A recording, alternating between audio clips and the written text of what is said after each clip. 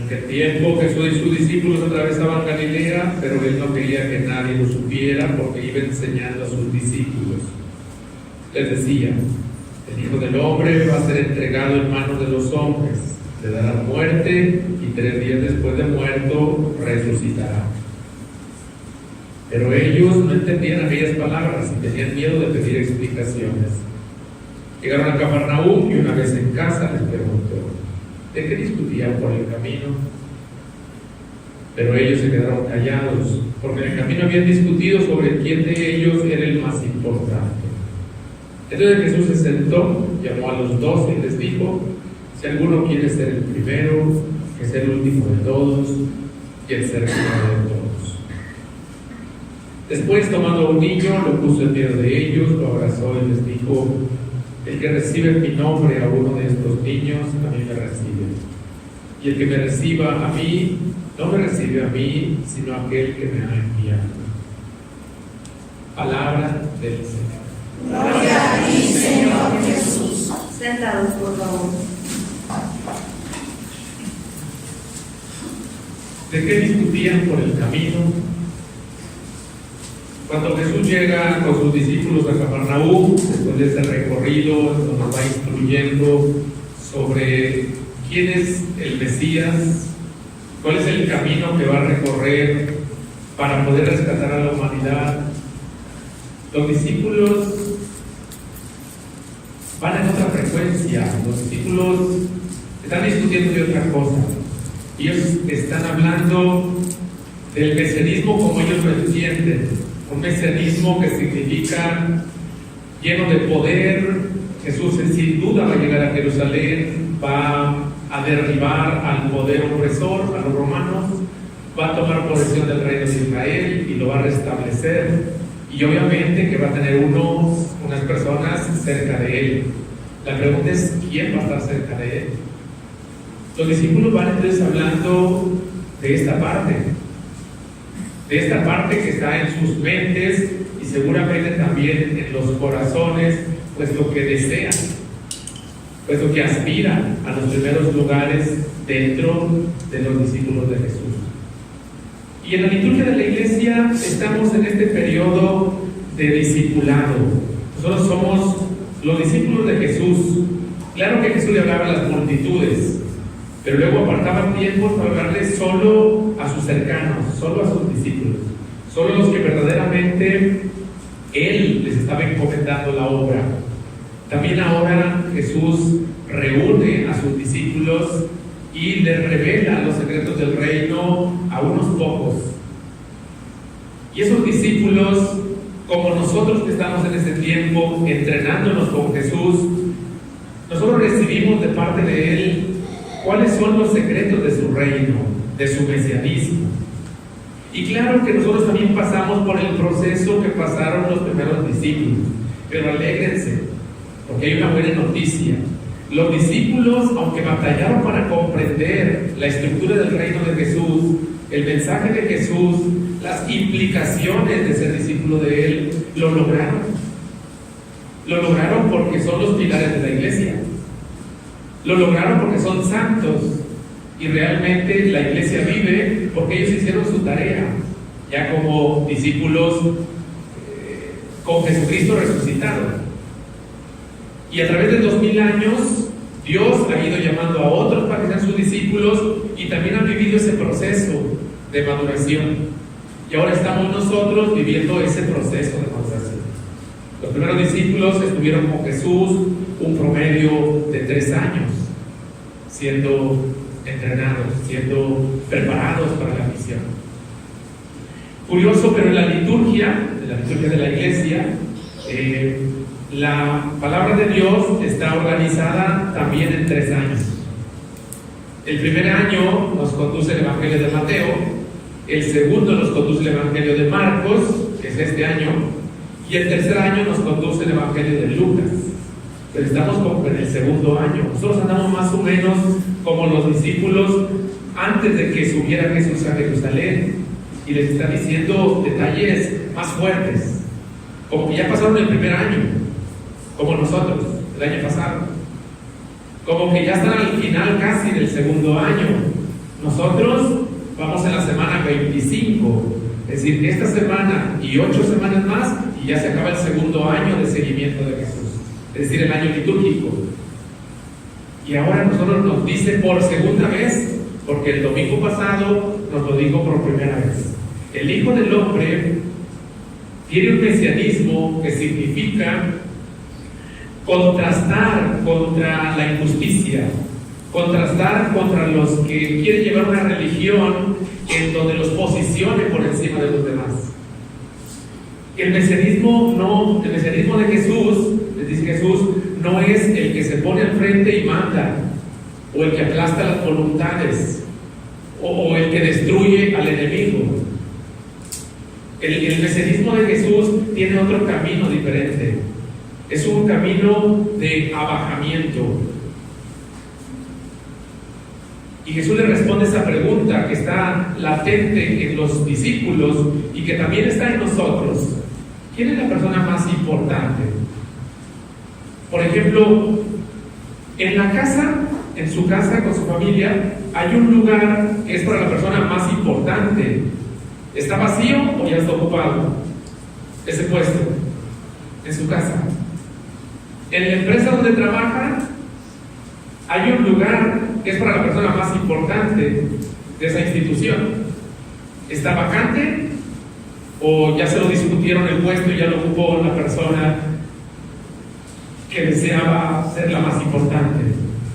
¿Saben? Preparando esta reflexión, me venía en mente aquello que muchos empresarios proponen, muchos pensadores de este tiempo, que se llama el Plan 11. ¿Sí?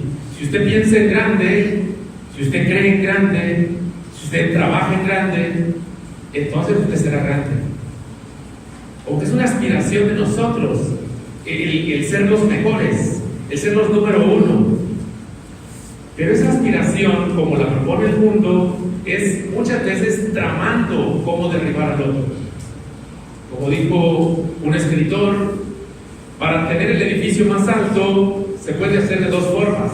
Uno, construyendo el más alto que todos los demás. Y número dos, derribando los que están alrededor.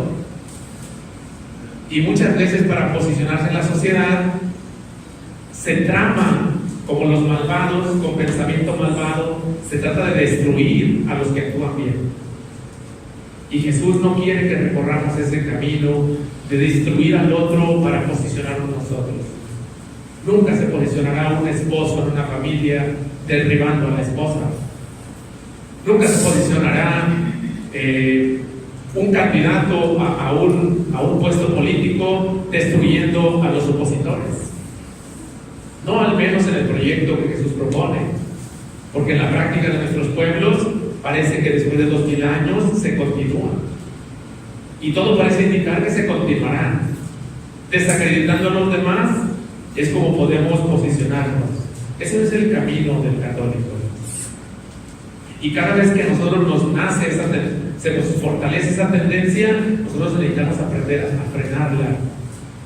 Saber que el justo es la persona que se pone al final para servir a los demás. Que el más importante en el proyecto de Jesús es el que toma el último lugar. Si quieren ser el primero, si quieren ser los más importantes, aprendan a ser servidores de los demás. Qué grandes ejemplos tenemos en la historia de empresarios servidores. Qué bonitos ejemplos, si nosotros nos documentamos, encontraremos de políticos servidores que realmente sirven a mayorías. Qué genial encontrar personas en nuestra sociedad que todavía están vivos y que están comprometidos con la causa de las mayorías y que son sacrificados y que renuncian a cierto tipo de privilegios con tal de servirnos. Esos son inspiración para nosotros. Son modelos inacabados, pero al fin y al cabo nos inspiran. El modelo acabado lo tenemos en Jesucristo y es al que nosotros seguimos. Pero a veces nosotros somos inspirados por personas más a nuestro alcance.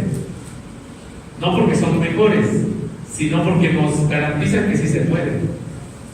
Como les decía de Pedro, como les decía de los discípulos, que después de ese proceso de conversión que vivieron y de maduración en la fe, realmente se constituyeron en personas ejemplares, personas que aprendieron a servir.